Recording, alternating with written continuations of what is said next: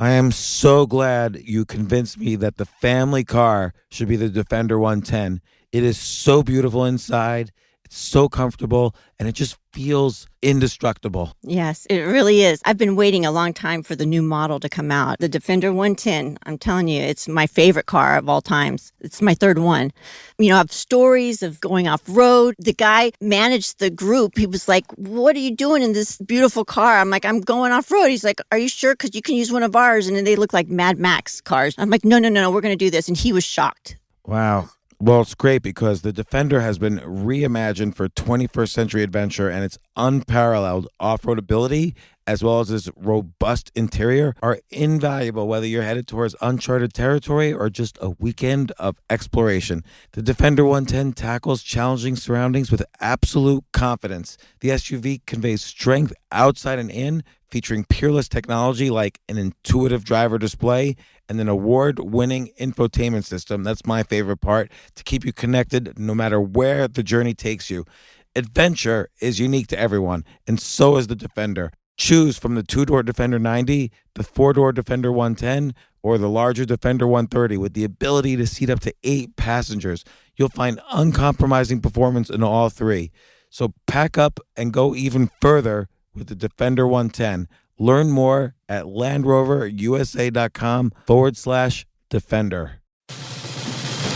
These days, we're all investors, trying to be smart with our money despite our worst impulses. But at iShares, we believe that deep down inside of every investor is a better investor.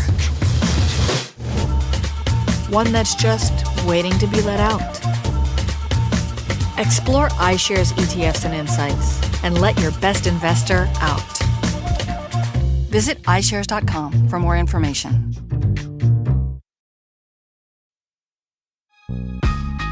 This isn't your average business podcast, and he's not your average host. This is the James Altucher Show.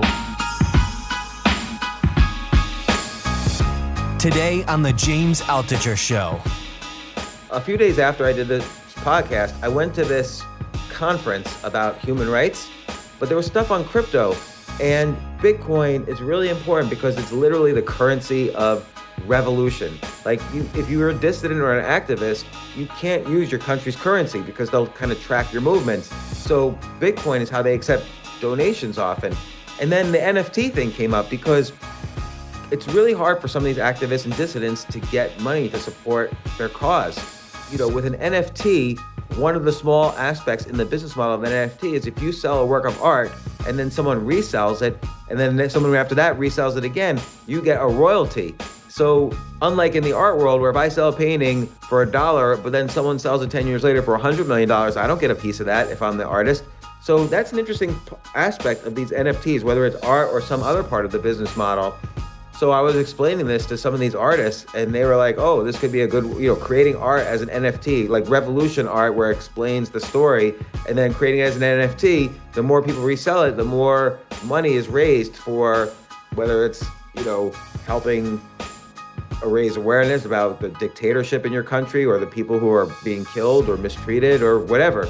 But even more for the purposes of what normally this podcast does is, what are, other than the kind of what you read in the headlines, oh, this JPEG sold for $100 million, is there a real use cases for NFTs? What are the possible business models of NFTs? So in part one, which was also released today, we talked about the, what it is. And part two now, we're going to talk more about the business models. And I hope you can be creative also listening to this, because it blew my mind. I was super excited. So here goes.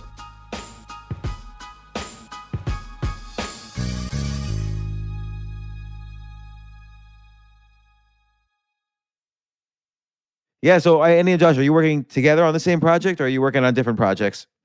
Same project. Our project, we're kind of trying to create like an NFT sports club. There aren't too many projects in the NFT space that are focused on sports. Our Genesis collection is dropping on October 8th. It's going to consist of 300 jerseys, like these 3D interactive like basketball jerseys.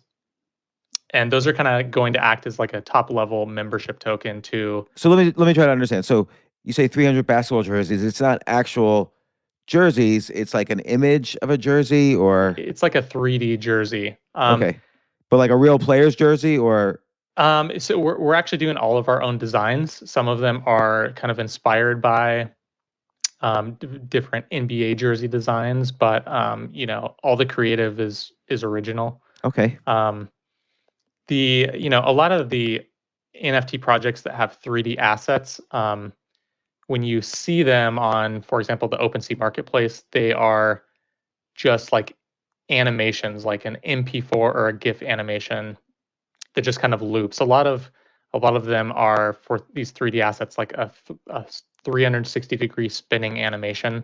So it's just a video, right? You're kind of looking at this asset. If we were taking this approach, it would just be kind of a jersey in your field of view or in the viewport, just kind of doing a looping 360-degree animation. Ours are actually interactive. So we use a 3D file format called GLB, which OpenSea supports. So when you are viewing one of our items on OpenSea, you can actually take your mouse, or if you're on your phone, there's like touch controls, so you can spin our jersey around, zoom into it, see all the details. We spent a lot of time and effort on the design and building these 3D models in such a way that they kind of feel real. So when you zoom in on them, you can kind of see the high detail fabric textures, and so we're taking kind of a photorealistic approach to our assets. You called it a sports club. What makes it a club as opposed to a collection of these artistic, high quality, digital art / digital jerseys? Yeah, so we opened up our Discord is where we have all our members. It's a place for them to talk, basically. The way we're making it into a club is being extremely interactive with them. We're doing trivia nights. We're doing different, they collect XP right now within the Discord itself. So we do different bonuses for that, different engagement rewards, giveaways all the time. There's channels where they're talking about the different games, different betting applications, just anything sports related. We're just trying to increase engagement in there. You're blowing my mind here with this. Like, I like that you're doing this with Discord, because that, from what I understand about Discord, it takes the community that builds around people's, at least the initial use, it takes the community that builds around your favorite Twitch streamers, for instance. And when they're not online, that community can still meet in their Discord and that community can talk. And you're basically saying it's similar. It's for people who are fans of basketball, but now they have to own one of these NFT jerseys to be in the community, the sports club community for basketball. Now, what's the incentive to join this club as opposed to, let's say some basketball player does have a Discord or whatever? So as of right now, anybody can actually join the Discord. So what we're going to do is after our drop on the 8th, anybody that holds one of those 300 jerseys will be able to access private channels that are only available to them and the team. So they'll be able to talk to us, and two of the utilities for the jersey that they get is being able to vote on future project specifics. So that could be voting on jersey color, the logos on it. It could literally be anything, the drop price, you name it. And then they're all going to have a community wallet too.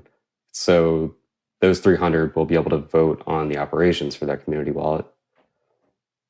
So it strikes me like, could there be even more utility? Like, could you imagine, like, you're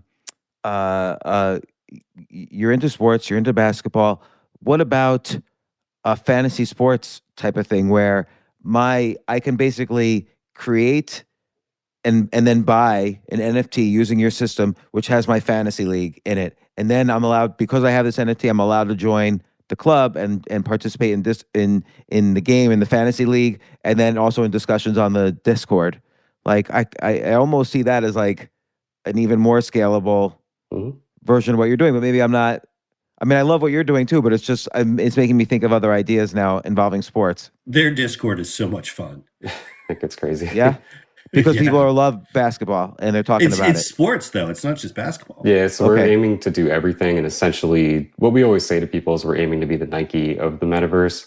So we're going to do all types of jerseys. It could be headbands, shorts, shoes, everything. And then eventually we would like it to where you can actually take all those items and then gear up an avatar that you can post on Twitter, or gear up an avatar into the metaverse. So your business model is like you built a brand first in the sports world. You built a Discord that has how many members on it? We're getting up to 1,000. Okay, that's great. So you have 1,000 members on Discord. They love to talk about basketball, and their Discord communities are very loyal. So they're going to buy this gear, this digital gear that you're going to be selling, and presumably that's going to help them attract other people from either the NFT community or the sports community to your Discord. So it'll help you grow. It's another source of revenues, and it's even a source of revenues for them if they resell and get royalties. Like, what's the royalty on a jersey? We haven't set our royalties yet for as far as what the team would get off of secondary sales. But for the 300, we're calling them the IJO holders, they'll be able to get every single official thing that we put out for life for free. So they'll get all the different jerseys we put out, different shorts, whatever it might be. So the acronym IJO2 is, kind of a clever acronym we came up with. It stands for Inaugural Jersey Collection, kind of like an ICO.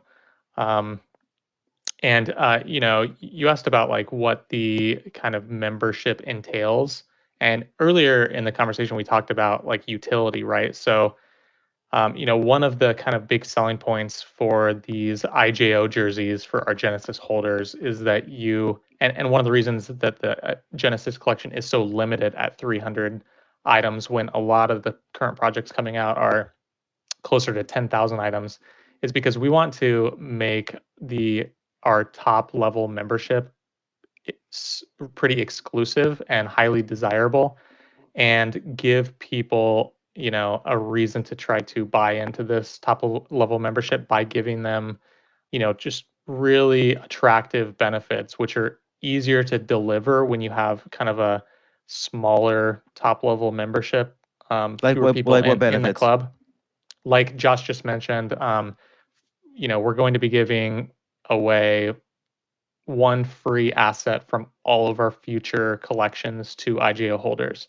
So in that sense, by holding one of these IJO jerseys, it can kind of act as like a money printer for you, or an Ethereum printer. So everything we release in subsequent collections, you'll just get one free because you hold one of the jerseys. You can take that, you can sell it if you want to, and so that's one of the kind of primary benefits. There's a lot more stuff that we can do. I really liked your idea about doing some sort of like fantasy sports system. We're still really discussing, like, there's just so much opportunity here. Draft college players, and then for the next season, that's who your team is, and you can build. That's from amazing. There. Yeah, and by the way, just random statistic: teams are notoriously bad at predicting which college players will do well the next season. Like it's basically if you're the team with the first draft, it's 50-50 that your guy will play more than 2 games. So anyway, here's another idea that I love, because I would use this meta your idea. So I would love to be able to build a community linking NFTs to a Discord. So for instance, let's take Tim as an example. He works on financial newsletters. What if his NFT drop, he's going to do an NFT drop of 300 NFTs where it's his stock picks for that month. And you buy the NFT and you could participate in the Discord to talk about those stock picks. And then then you have access for life, say, for the next month's NFT drop where he talks about his next month's stock picks. Your model, you could just sell the infrastructure to Tim so he doesn't have to rebuild this from scratch. And that's a business model. Yeah, most of the people in the NFT world right now, I think, are the old degen stock traders who we were all trading kind of crazy stuff. Right. I mean, I still do but this is like how the internet started, or not the internet, but the web business models is that you would see somebody do one thing, but then you would meta do it. So first people were creating websites, then people were creating websites to make websites. By the way, I don't know if we mentioned the name of our project, but it's MetaChamps. MetaChamps. And can I find it on the web? Yeah, the website is metachamps.xyz. Your art is, in my opinion, some of the best that I've seen out there. And they have the AR, VR type of feature on it that you just simply don't see anywhere. There's a few projects that are doing it, but not many. So this is next level in terms of branding, functionality, art. This is one where I could see athletes wanting to come to as well. Like, hey, make my jersey out there, make my jersey, one that people want to own and unique. Yeah, that would be amazing. That's a great idea. Let me ask you a question though. Your metachamps.xyz, when I Google it, metachamps, I get your Twitter, your metachamps NFT on Twitter. Mm-hmm. But there's also a metachamps.com. You're not that. I don't believe so. That was, I think, taken when we were looking up. So did you find any trying to find a friction for domain. people finding you that you were a .xyz? Like what I'm asking is basically, okay, on the second page, I finally get to, I see Not really. metachamps.xyz. I think most of the people that find our project find it through Twitter. Okay. And then, maybe eventually move over to Discord. And it's, we have all the links on in like our Twitter bio. And you're the first and thing that stuff like comes up on Twitter. Or no, Yeah, you're when you the Google it. second thing. I mean, sorry, you're the second thing that comes up on Google under Twitter, Google. So yeah, I'm a metachamps.ft. I'm following you guys right now. Yeah, I think that's pretty good, actually. We've only been around for just a couple of months. So if we're coming up in the top of search results, then that's a good sign, as far right? as marketing pushing, it's only been really for the last 2 weeks, I think. Yeah, you guys haven't been out that long, and you guys have a nice following. Yeah, James, you got to give both of us some love on. on Oh, Twitter. definitely, because I wanna try both, but also where this is. See, I used to think that NFTs were just like, okay, somebody made a drawing and then they wrapped it in a block on a blockchain, and now they're selling it for some stupid amount. But there's it integrates with all these other business models. Plus, you can then create business models on top of this. Like the idea of private labeling the infrastructure you're using to create your club is like, I would buy that right now, because then I would start thinking of business models for myself for how I can create a community around, something that requires NFTs to join, as opposed to Patreon to join, because as we were saying earlier, this normalizes all transactions. It's not like, oh, I'm going to sell my Patreon tier for this musician so I can join your Discord community. That's impossible. No one's ever going to do that. NFTs are essentially, what you're saying is, it universalizes or it generalizes the concept of a ticket. And so I could sell one ticket that's completely different for another ticket that's in a completely different domain. Like I can sell one of your jerseys to somebody who's going to a Beyonce concert or whatever, and or trade it or whatever. And there's marketplaces like OpenSea to do this, and then everybody gets royalties starting with you all the way down the chain. It's not, I'm going to say it's not multi-level marketing, because the multi-level marketing depends on everybody buying the same product, as opposed to trading it with other products that are now fungible. So even though an NFT is called a non-fungible token, it actually is totally fungible on marketplaces like OpenSea.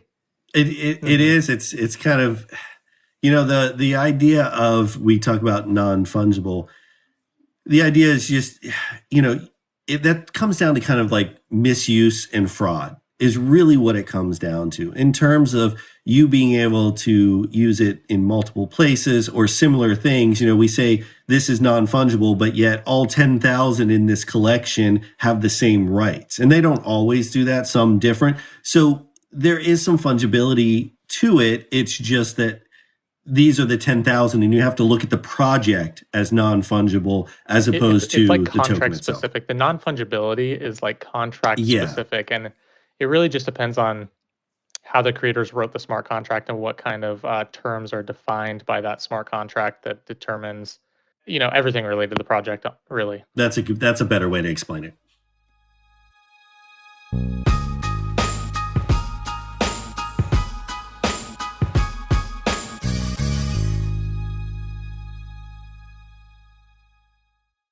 Oh my gosh, I love these clothes. Mizzen and Main. That's Mizzen and Main. It really is the most comfortable work clothes. travel clothes. I had to travel this whole week. I'm traveling for a week and a half, and I just took Mizzen and Main clothes with me. Close out 2023 in style with comfortable, breathable, packable, and machine washable pieces from Mizzen and Main.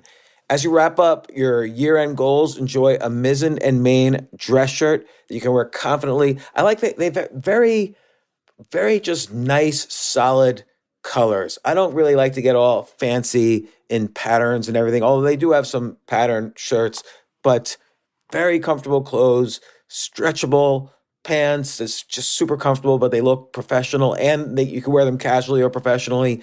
I like some of their flannel shirts or untuck shirts. I love untuck. I never tuck in. So again, whether you're shopping for a special someone or giving yourself the gift you really want, I just buy myself gifts.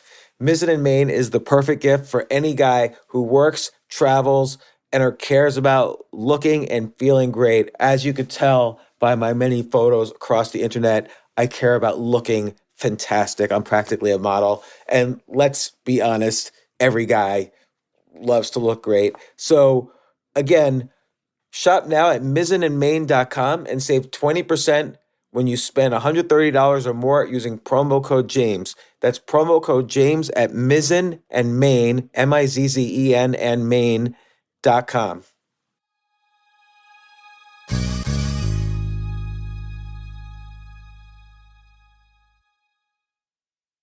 You know what I love about fantasy sports is that even though I'm not going to be a great basketball player or a baseball player or a football player or whatever, I feel like I get to participate and make decisions and use my knowledge of these different leagues or these different sports to compete.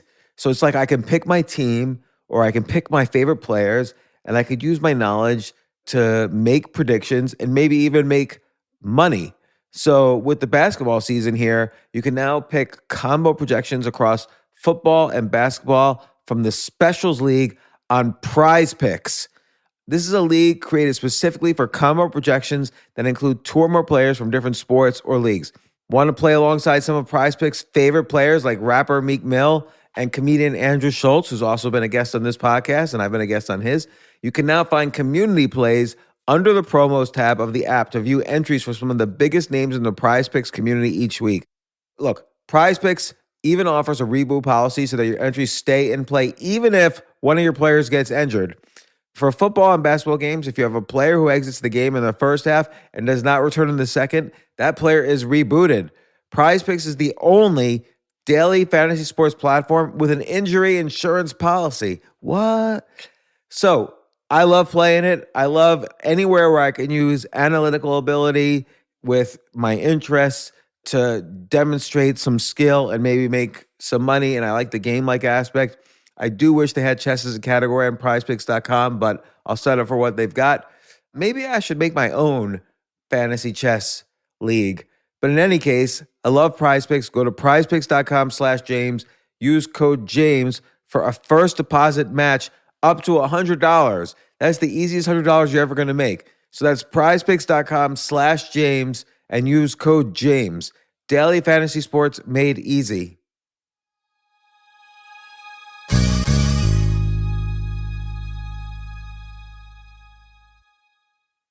The future of learning is definitely online. Like, it's such BS that you have to spend $200,000 or take $200,000 in loans and go to some fancy school when it's useless. It doesn't guarantee you a job. Most employers, including me, do not care about degrees or grades or anything like that. We want to care that you love what you're doing, that you know what you're doing, in some cases that you have experience or that you're willing to learn. But people in general love learning and are curious. Like, the key to success is curiosity. And I think masterclass.com is the perfect model for online learning. I'm really happy they're sponsoring this episode. If you're going to give a gift, give the gift of learning. Masterclass makes a meaningful gift this season for you and anyone on your list, because both of you can learn from the best to become your best, from leadership to effective communication to cooking. Let me tell you some of the classes I've taken. I've taken comedy from Steve Martin. I mean, can you believe I can take a class from Steve Martin on comedy, or Judd Apatow, my favorite comedy director? I could take an actual class from him on writing, Wolfgang Puck on cooking, Dan Brown on writing, or Judy Bloom, who's been on this podcast, on writing. By the way, Wolfgang Puck also has been on this podcast. It's such a pleasure. I try to take classes all the time from masterclass.com. And whether you're watching Masterclass on TV or listening in audio mode in the app or on their site, the quality speaks for itself. It's like these Masterclass instructors are your own personal mentors that are going to help you reach the next level. How much would it cost to take one-on-one classes on comedy from Steve Martin or on chess from Gary Kasparov? You just wouldn't be able to do it. But it would cost hundreds of thousands of dollars. With a Masterclass annual membership, it's $10 a month. Memberships start at $120 a year for unlimited access to one-on-one classes with all 180 plus Masterclass instructors. So it's not just $120 for one instructor. You get all 180 plus Masterclass instructors. Boost your confidence and find practical takeaways you can apply to your life and at work. And if you own a business or are a team leader, use Masterclass to empower and create future-ready employees and leaders. That's the real education in today's world. So this holiday season, you can give one annual membership and get one free at masterclass.com/JAS. JAS, of course, stands for the James Altucher Show. So right now you can get 2 memberships for the price of one at masterclass.com/JAS. Masterclass.com/JAS. Offer terms apply.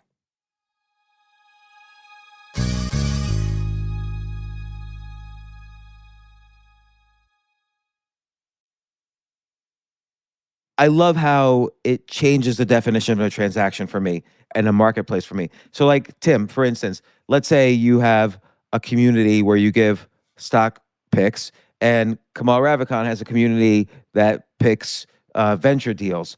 And let's say I'm in your community, and for whatever reason, you're having an off day, your picks aren't as good. So Tuesday. Yeah, right. It's a Tuesday, or today's a Friday. So Friday. I'll be able to sell my NFT that got me into your community for an NFT that gets someone else into Kamal's community, and that never. It's not like I can sell a newsletter subscription to someone else and get their newsletter subscription. Like, this completely generalizes, or it makes meta the idea of a transaction and a ticket and membership and ownership. Ownership becomes fungible. I can own, I can trade for you. I could buy a piece of your house and exchange for you my royalties on a book. So what you're talking about, we're actually doing. One of the things the IJO NFT holders will be able to do is not have to sell their NFT, but they could actually lease their rights and sell it to other people. That way they can still hold the NFT. They won't get the rights for the period that they're leasing the rights to someone else. Is that so like common? that way? This might brilliant. be breaking news too, because I'm not sure if we've announced this Not yet. the full details. And it's also something that we... Is that a common thing? No.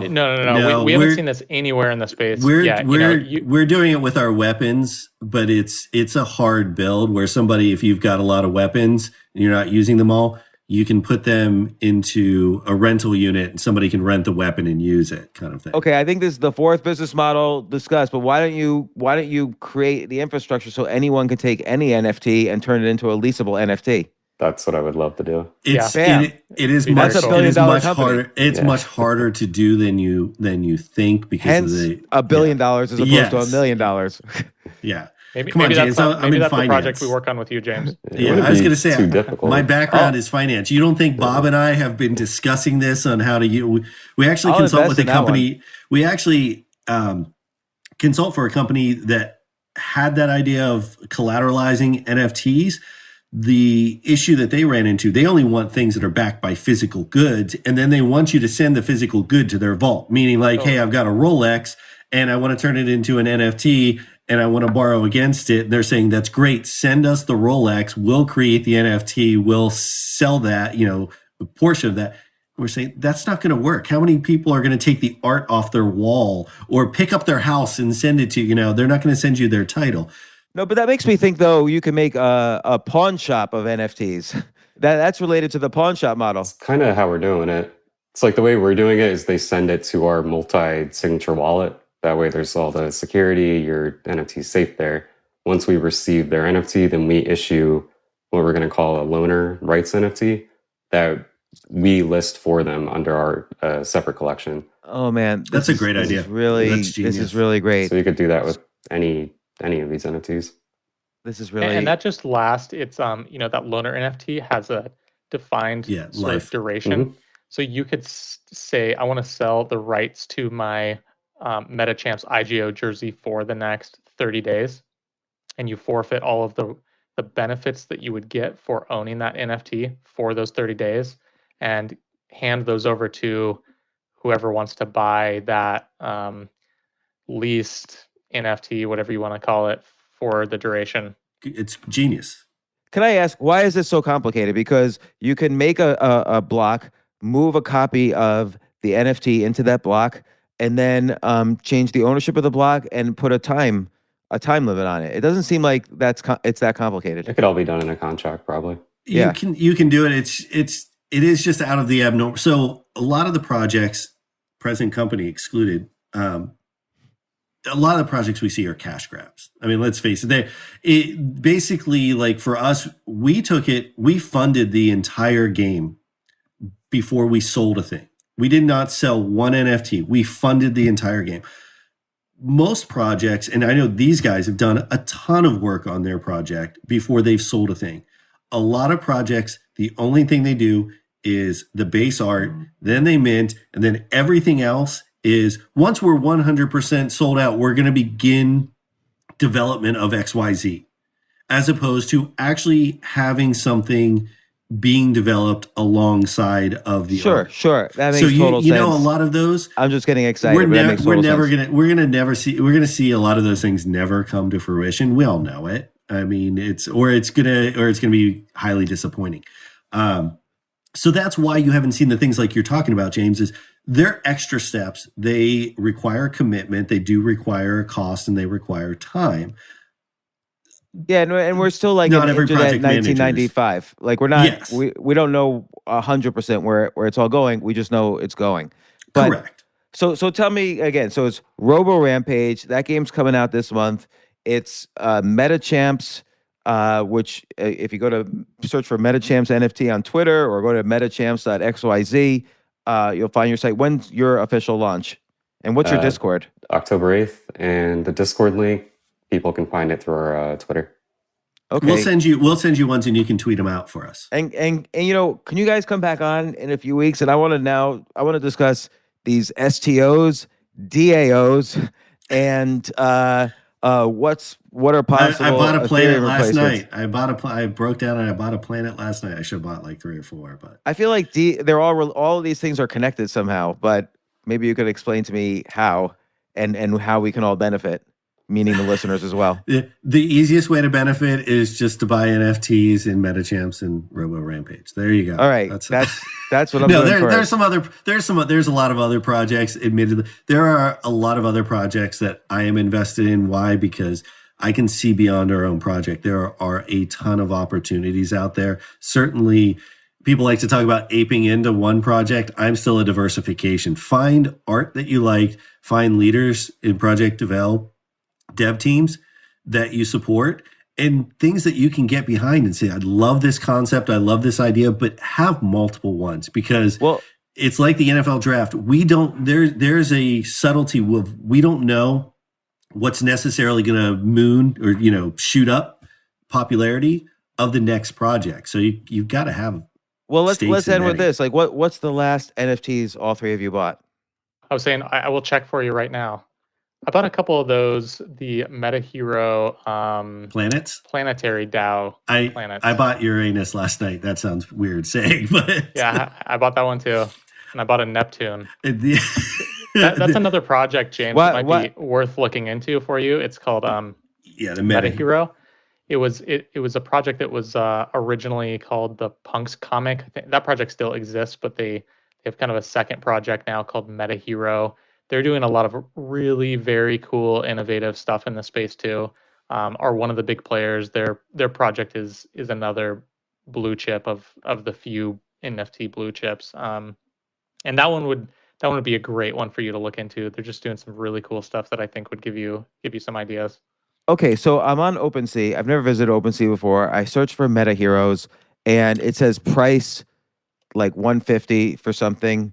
Make Is that sure you're one? in the right place. You want to make sure you get to the right collection. There are a James, lot of there are a lot scam of collections. fake collections and Yeah. scams and that sort of thing on OpenSea. The really big projects are going to be verified by OpenSea, and you'll get a blue check mark similar Like to on Twitter. Twitter. Yeah. For that particular project, maybe if you go to punkscomic.com, you can kind of read about the project there. You can look into the meta hero stuff on that site as well. But By the way, I'm looking at I was this. like Andy. I bought the Dow Planets last night too. I also picked up some more Chicken Derby. I love the chickens. They're Chicken Derby. hilarious. And I was trying to grab some more Dizzy Dragons to squeeze in fusion at the end. They have a nice deflationary aspect as well. Dizzy Dragons. Okay, so it's kind of a neat project. I'm on punkscomic.com. I'm on I clicked on Meta Hero Universe. I scrolled down. I see Mercury it has the number 05 next to it, 2.6%. Is that the price to buy it, or like how do I buy was more Mercury? expensive. Mercury was more expensive, I thought, than a half ETH to mint. I think Uranus and Neptune were 0.5. Yeah, Mercury was the most expensive one to mint at 5 ETH, which is that one. That's not. Yeah, that's 5 ETH, James. You're running $15,000 to mint that. And why would people spend $15,000 for like? What do you get if I buy Mercury? So Mercury is going to be the first planet that. So they're developing basically metaverse universe. And it goes out planet by planet. So Mercury, being closest to the sun, is going to get developed first. So that's the reason why you see that one as more expensive. It's getting developed first. It's smaller. There's less tokens available on it. And as you go out, there's a delay in it in when it will be developed, just in a pecking order. And then you have voting rights based on how many tokens and how big the planets are. And honestly, the project that they're doing, I need all weekend to read about, in probably more days than that. It is certainly one of the most complex ones. I mean, that's it looks out there, beautiful. really, by the way, their art down. is fantastic. All the stuff that they've done is fantastic. But like, what do I get? Like, let's say Saturn, it's 0.65 ETH. Like, what do I get other than the image?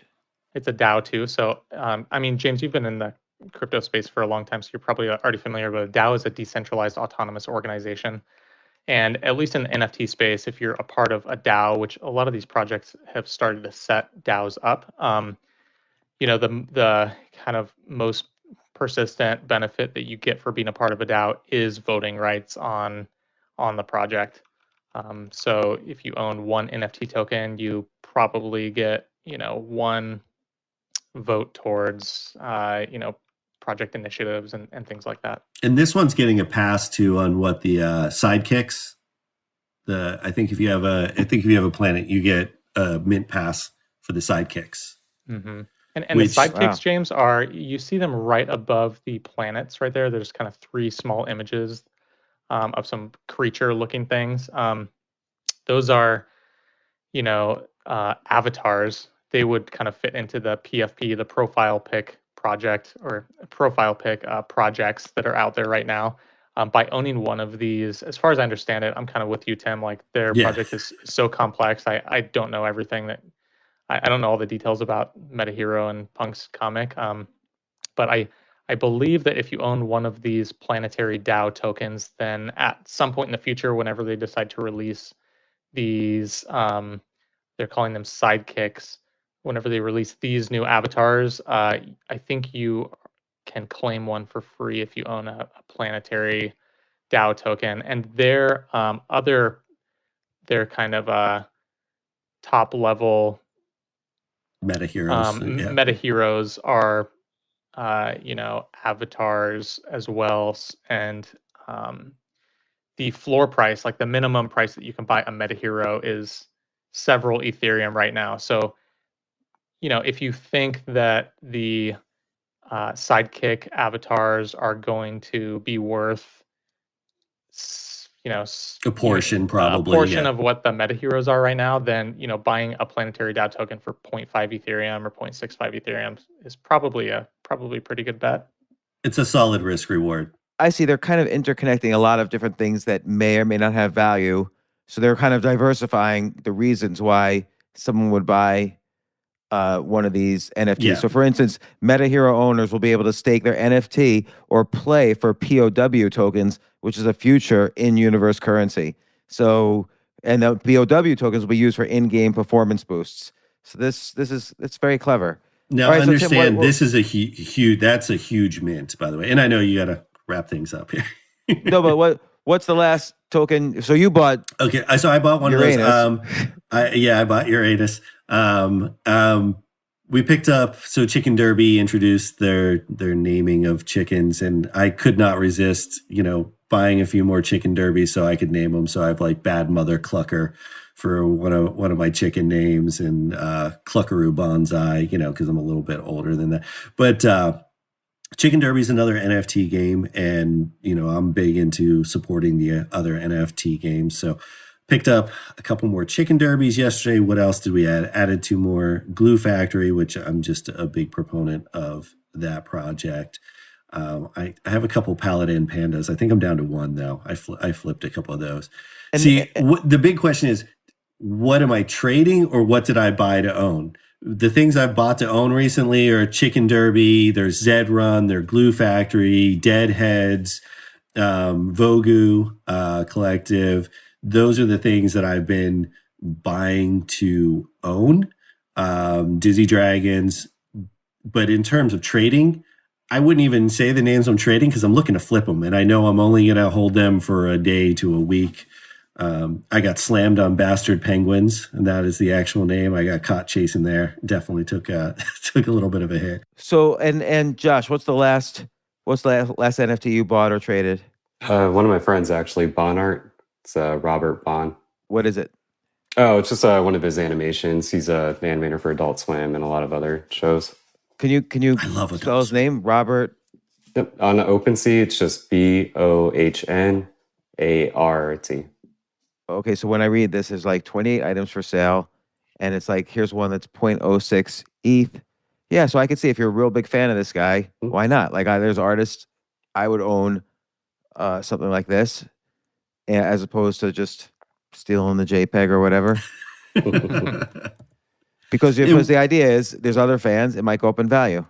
Well, the other thing is with a lot of artists, they will pay attention to who is buying their art and just randomly every once in a while reward them or reach out to them. Artists on OpenSea, just like Patreon. Yeah, there are so many artists that have been some of the best folks that you could ask for in the community by returning the support and really being appreciative of the people that are buying their NFTs. And you don't generally see that outside of the world. You go into a museum and buy a painting. The artist may never know who owns it. Now there's the chance for the artist to interact with the people that like their work and say, okay, well, what did you like? What would you like to see more of? And it can help them grow their user base, grow their support, produce art that is resonating with people. It's another level of community that we just don't have right now in traditional collectibles. Well, you guys, this has been great. I really understand a lot more. I hope the listeners understand a little more. How can people contact all of you if you have questions? And don't forget, it's Robo Rampage. That's Tim's game. It's metachamps.xyz or metachamps NFT on Twitter. That's the sports club. And we're NFT. Robo Rampage on Twitter. There's a little underscore between Robo and Rampage. So Robo underscore Rampage. And thank you for really explaining to me NFTs. I was really kind of much more skeptical before this podcast than I am now. And I'm like bursting with business ideas for these things. Okay, we get your MetaMask set up next week so you can start buying some. All right. Yeah, help me out with that. We never talked about the Gary V, the books that he just did. James, he's doing something really interesting where he I bought 36. Maybe 36, yeah. Maybe a month ago, Gary V kind of nobody really knows the details of this thing yet, but he pretty much said, if you buy 12 copies of my new book, then there might be something NFT related in it for you. And for every 12 that you buy, you have kind of a better chance of maybe getting one of these kind of still mysterious new NFTs that I'm creating or something like that. And That guy, you just genius. have people buying dozens and dozens and hundreds of books from Gary Vee. So I don't know, James. Maybe Jay, are we getting that's- Gary? Jay, are we getting Gary on the podcast? Well, he said he would come on, but like who knows? Like every time I reach out to them, they're like, "Yeah, All we'll right. come on." But He has the same hopefully publisher he will as come me. on this time. We'll get him on. You know what? You tell him that you did this show, that we all supported him and talked, because everybody's a big fan of him. So I'm VaynerMedia is my speaking agency, so I'll get him on. So Hey, if you know wanna what? have us on, You could get us all, with them as well. We wouldn't complain. they're like being represented in their speaker agency is almost like an NFT. Like there's like, from what I understand, at least there's like 15 spots, and when you get in, when one person drops out for whatever reason, so I don't know. You better watch your back. Call them. But all right, you guys, thanks so much. I really, really appreciate it. Come on again anytime, and we'll talk crypto anytime. So this is exciting, and good luck on all your launches. Thank you. Thanks, Thank appreciate you. it. Yeah, it would be great to follow up maybe a couple weeks or a month or two from now after the project launches and we have the community built up, and we kind of give you an update. Yeah, let's I'm do gonna it. I'm gonna pitch 20 different business ideas to you, and then I want to hear about 20 different coins that I should buy. Well, let's talk in the meantime. It sounds like you do have a lot of cool ideas already. Yeah. And you're an hour in. All right. Well, thank you guys. This is great. James, Thanks again. See you guys. Andy, Thank Josh, you. G. Thanks, guys.